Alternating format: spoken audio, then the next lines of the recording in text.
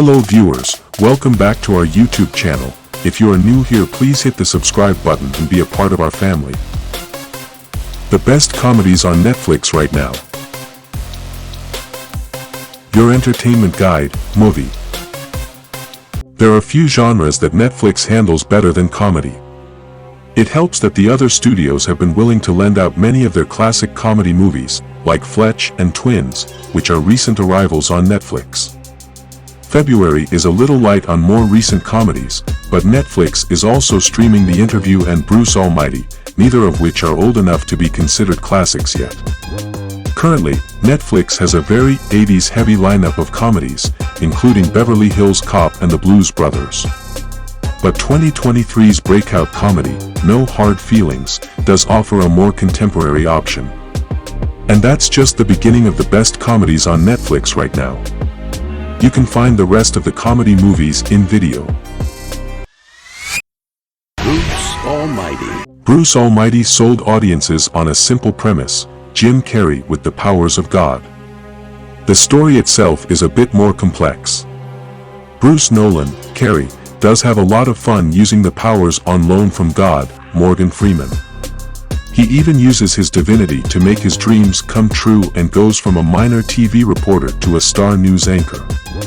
The lesson that Bruce has to learn is that even the powers of God can't do everything. For example, Bruce can't stop his girlfriend, Grace Connolly, likable friend star Jennifer Aniston, from leaving him when he emotionally hurts her. Even a small fraction of the prayers asking God for help threaten to overwhelm Bruce. That's when the heart of the story starts to reveal Bruce's true character and what he needs to do next.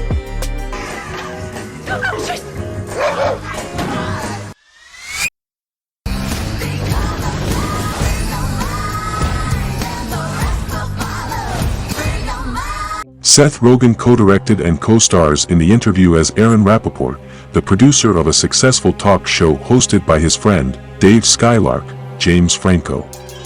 To legitimize their show as a news program, the duo hatches a plan to interview North Korean President Kim Jong-un, Blue Eye Samurai's Randall Park, who is apparently a big fan of Dave's work.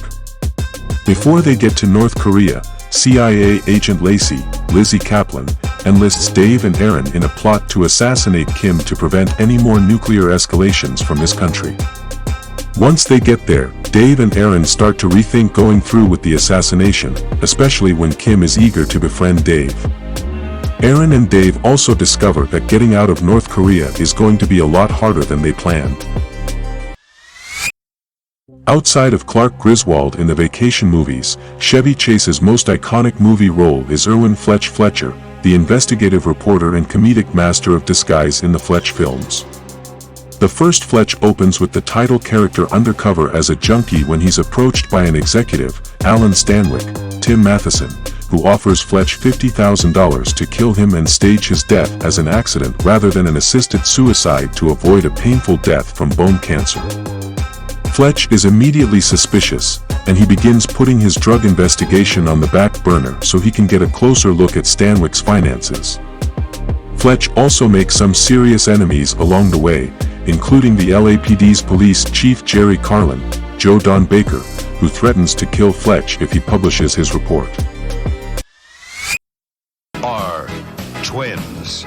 Arnold Schwarzenegger and Danny DeVito play the title characters in Twins, and even their respective characters, Julius and Vincent Benedict, have trouble believing it. Decades earlier, their mother, Mary Ann Benedict, Bonnie Bartlett, was part of a science experiment, and she was led to believe that none of her children survived.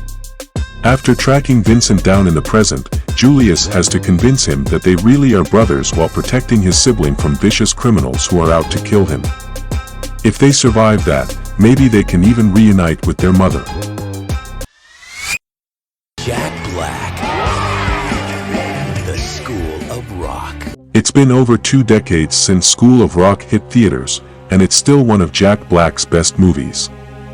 The story follows Dewey Finn, Black, a musically talented slacker who is facing eviction from his roommate, Ned Schneebly, Mike White, and Ned's bossy girlfriend, Patty DeMarco, Sarah Silverman. Clearly, the responsible thing for Dewey to do is to steal Ned's identity so he can land a substitute teaching gig. As a teacher, Dewey's a bust. But Dewey does have an eye for musical talent, and he realizes that many of the kids in his class could become a real band under his tutelage. Despite some initial reluctance, Dewey's class agrees to take on his passion project while exploring their own musical ambitions.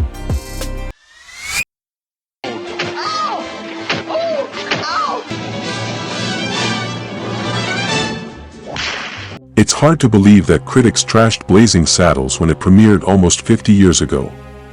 But it has since gone on to become one Mel Brooks' most beloved comedies. Slim Pickens, a veteran of several actual westerns, plays Taggart, the man hired by Hedley Lamar, Harvey Korman, to force the residents of Rock Ridge from their soon-to-be valuable land. To create chaos and hasten their departure, Lamar even tricks the governor into hiring a black man named Bart, Cleveland Little, to be the town's new sheriff. The joke turns out to be on the bad guys, as Sheriff Bart proves to be adept at overcoming the townspeople's prejudice against him while gaining allies like Jim, aka the Waco Kid, Gene Wilder, Lily Von Stupp, Madeline Kahn, and even an ex-henchman named Mongo, Alex Karras. And when we say that the battle to save Rock Ridge can't be contained by this movie, it's not an exaggeration. Blazing Saddles just gets wilder as it goes along. Are you the police? No, ma'am. We're musicians.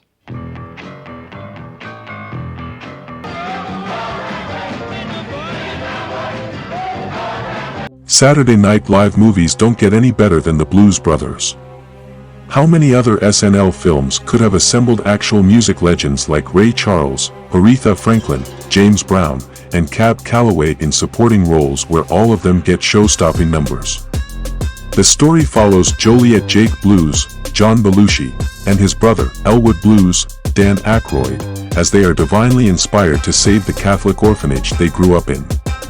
Unfortunately, the Blues Brothers don't quite have a handle on walking the righteous path while getting their band back together.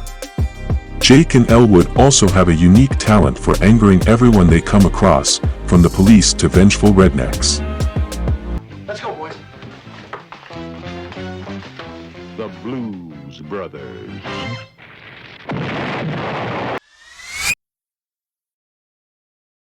Neighbors features Seth Rogen and Rose Byrne as Mac and Kelly Radner, a pair of recent parents who are dismayed when a fraternity, Delta Psi Beta, moves in next door.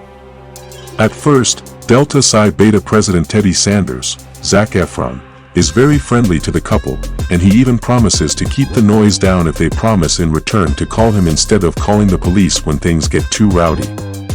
When the Radners go back on their word, Teddy becomes vengeful and starts mercilessly hazing them. Mac and Kelly also escalate the conflict by trying to get Delta Psi Beta thrown out of their school.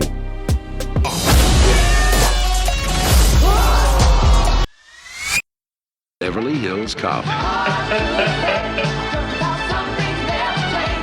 Saturday Night Live's Eddie Murphy exploded onto the big screen in Beverly Hills Cop, the action comedy that helped make him a movie star. Murphy plays Axel Foley, a reckless detective in the Detroit Police Department who reunites with his old friend, Michael Mikey Tandino, James Russo, shortly before Mikey is murdered. Against the orders of his superior, Foley pretends to go on vacation by traveling to Beverly Hills to bring Mikey's killers to justice. Los Angeles cops Detective William Billy Rosewood, Judge Reinhold, and Sergeant John Taggart, John Ashton, were supposed to be following Foley and keeping him out of the way. Instead, Foley ropes them into temporarily working alongside him to take down the bad guys.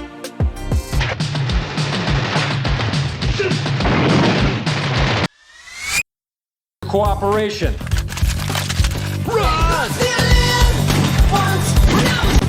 The other guys. Most of the action comedies in Hollywood would be about super cops like Detective P.K. Highsmith, Samuel L. Jackson, and Detective Christopher Danson, Dwayne Johnson.